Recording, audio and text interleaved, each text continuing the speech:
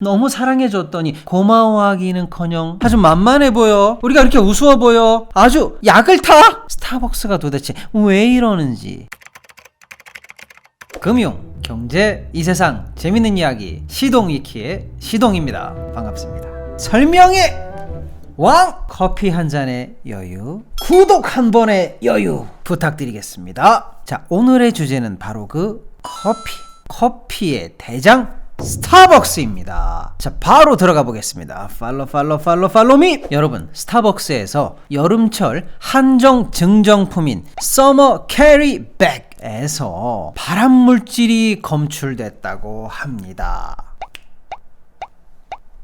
국가 전문기관에 의뢰해서 시험한 결과 포름알데히드가 검출됐다고 공식적으로 인정했습니다. 포름알데히드, 그게 뭔데? 저도 몰라요. 저 문과예요. 자, 근데 여러분, 냄새만 맡아도 알 수 있다고 합니다. 아주 자극적인 냄새가 나고 독성을 가진 물질로, 이게 무려 1급 발암물질이라고 합니다. 이번 시험 결과 개봉하기 전 제품에서는 기준치를 훨씬 윗도는 포름알데히드가 나왔고, 개봉을 하고 나서 무려 2달이 지나도 포름알데히드가 검출이 된다고 합니다. 이게 스타벅스가 납품을 받으면서 자기들이 검사해서 알아낸 게 아닙니다. 처음에는 한 익명의 직장인이 내가 검사해보니까 포름알데히드가 나오던데 라고 해서 그 의혹이 난리가 났던 거죠. 그런데 결국 사실로 밝혀졌다는 겁니다. 특히 짜증이 나는 것은 스타벅스가 서머 캐리백에서 발암물질이 나왔다는 것을 인지하고도 아무런 조치를 취하지 않고 이벤트를 진행했다는 겁니다. 이건 정말 배신이죠. 배신, 배반형. 알고도 진행을 했고 고객들이 그것을 들고 가는데도 내버려두고 보기만 했다. 너무나 충격적이죠. 먹는 거 만드는 회사가 건강에 치명적인 상품을 방치했다니 정말 정서적으로 받아들이기가 힘들죠. 소비자 반발이 거세지니까 결국 스타벅스가 인정을 했고 공식적으로 사과도 했습니다. 그러나 우리 소비자들의 반응은 싸늘하기만 합니다. 이게 또 처음이 아닙니다. 지난 4월에는 종이 빨대에서 냄새가 난다고 난리가 났었죠. 또 샌드위치는 너무나 허접해서 그 돈 주고 그게 도대체 말이 되는 품질이냐 난리가 났던 적이 있었죠. 자, 우리가 스타벅스를 얼마나 사랑하고 얼마나 아껴주고 그랬습니까? 물에 가루 탄 거에다가 몇천 원씩 줘가면서 얼마나 퍼줬습니까? 그런데 바보처럼 우리만 너무 사랑했던 걸까요? 너무 사랑해줬더니 고마워하기는커녕 아주 만만해 보여. 우리가 이렇게 우스워 보여. 아주 약을 타? 스타벅스가 도대체 왜 이러는지 제가 한번 알아보도록 하겠습니다. 자, 먼저 우리가 그동안 스타벅스를 얼마나 사랑했는지 알아보도록 하겠습니다. 마켓 쉐어 점유율은 지난달 기준으로 43.85%.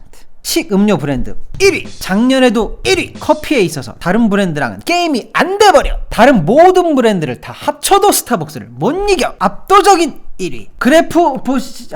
그래프 넣기도 귀찮다. 넣지 마. 그냥 1위. 우리가 그냥 스타벅스에서 커피만 마셔주는 게 아닙니다. 우리 국민 10명 중에 무려 4명이 쓰고 있는 그게 바로 스타벅스 앱. 충성 고객이 무려 700만에서 800만이나 되는 스타벅스 앱이 있습니다. 이제 단순 커피 브랜드 차원이 아니고 문화이자 슈퍼 앱이 되었습니다.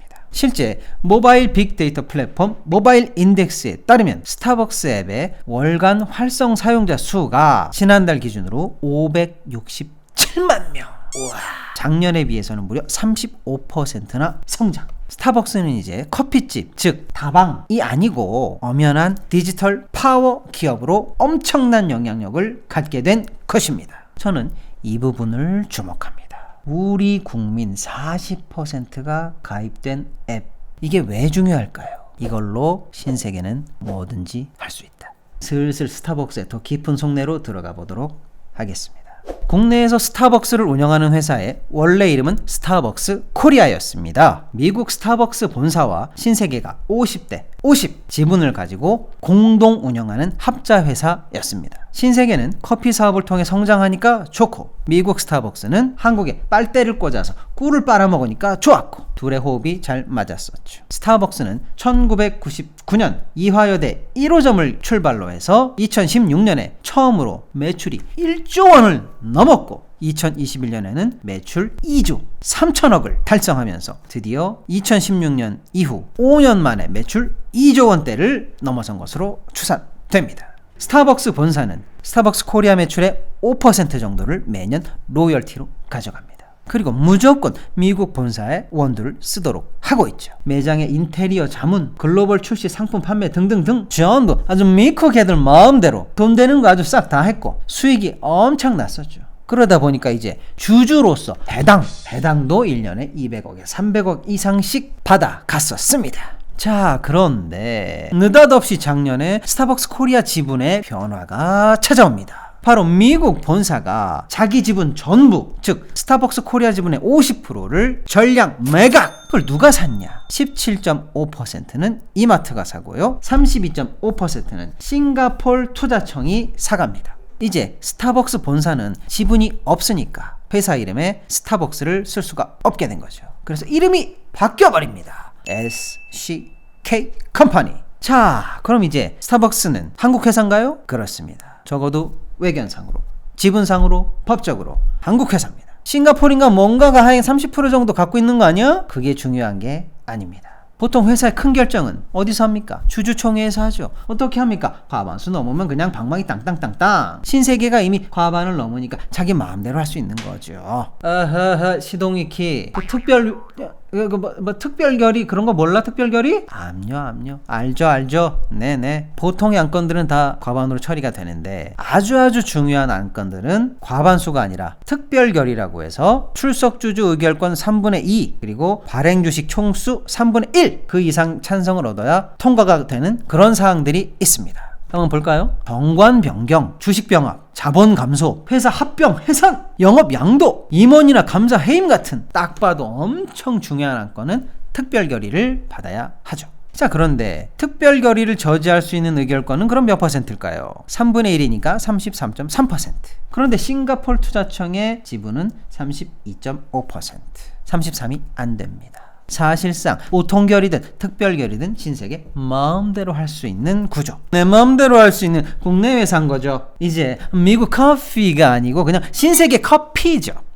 우리 몰래 싱가포르 투자청하고 무슨 비밀 합의가 있었는지 그건 일단 모르겠고 일단 그렇다는 겁니다. 자, 저는 이 부분을 주목합니다. 왜 미국 본사 양키 형님들은 지분을 몽땅 다 팔아 제껴버렸나? 그렇게 빨대를 꽂아가지고 꿀을 쪽쪽 빨더니 왜 다 팔아버렸나? 그렇습니다. 회사를 가지고 있다는 자본이 주는 이익에 한계가 왔다는 겁니다. 시장이 앞으로 절대적으로 더 커지기는 어렵다. 여기가 혹시 꼭지가 아닌가? 그렇게 본 거죠. 그리고 지금 스타벅스 코리아의 지분 가치를 얼마로 평가했을까요? 무려 2조 8천억으로 평가를 해준 겁니다. 거기서 절반이니까 1조 4천억 정도의 지분을 팔아 제낀다면 괜찮은데? 라고 생각했다는 거죠. 그리고 신세계는 이제 스타벅스의 플랫폼을 가지고 2차, 3차 다양한 활용을 할 수 있으니까 좋고 매출도 2천억에서 3천억 이상 잡히니까 이 부분을 활용하기에 좋은 거죠. 그런데 스타벅스 본사 양키들이 딱 그럼 그것만 받고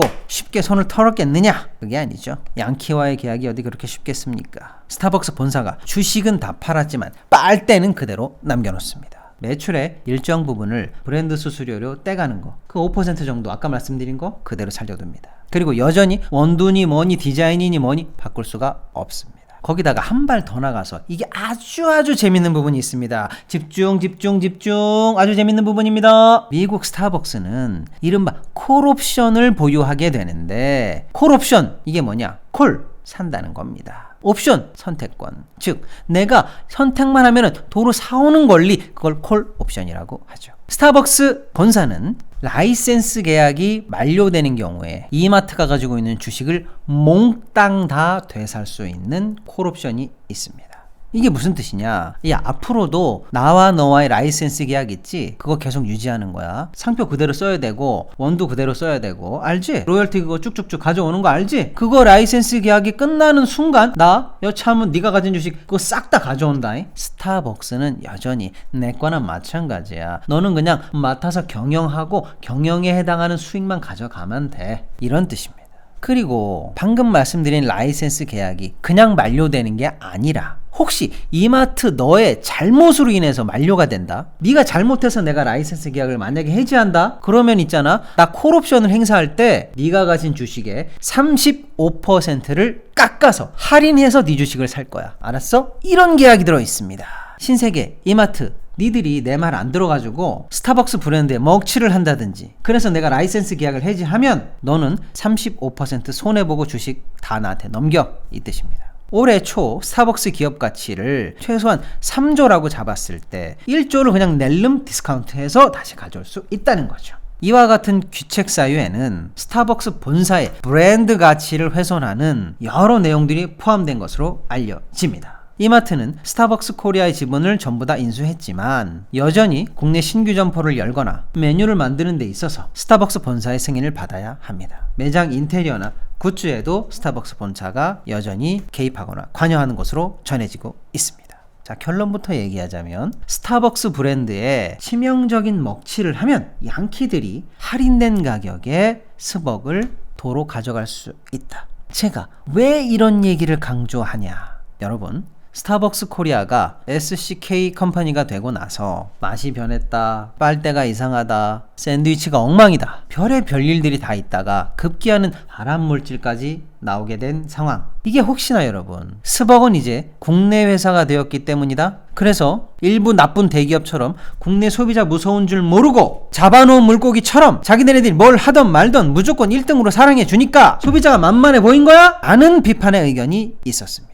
그래서 소비자들이 막 따져도 꿈쩍도 안 했죠. 자, 그런데 정용진이나 신세계가 진짜로 무서워할 부분이 바로 이 부분이라는 겁니다. 여차하면 미국 본사가 35% 할인된 가격에 주식을 몽땅 되살 수 있는 상황, 즉 스벅 라이센스가 폐지에 이를 정도로 충격적으로 잘못한 상황. 저는 이런 분석을 하면서 좀 자괴감이 듭니다. 하여간 뭐 좀 있는 사람들, 가진 사람들, 윗사람들은 양키랑 돈은 무서워해도 국민이나 소비자들을 무서워하질 않아요. 그래서 오죽하면 우리가 바로 이런 얘기, 양키한테 대신 혼내달라 라고 해야 될 판이 아니냐, 정리해보겠습니다. 스타벅스에서 발암물질이 나왔습니다. 알고도 쉬쉬했다는 게 충격적입니다. 스타벅스는 이제 신세계 회사입니다. 자기들 마음대로 해도 되는 회사죠. 그래서 우리 한국 국민들, 우리 소비자들 만만해 보인 걸까요? 너무 소비자를 무시하니까 제가 한번 생각해 봤습니다. 소비자의 한 사람으로서, 국민의 한 사람으로서 답답합니다. 자, 오늘의 결론! 도대체 사랑이 왜 이렇게 변하니? 내가 그렇게 만만하니?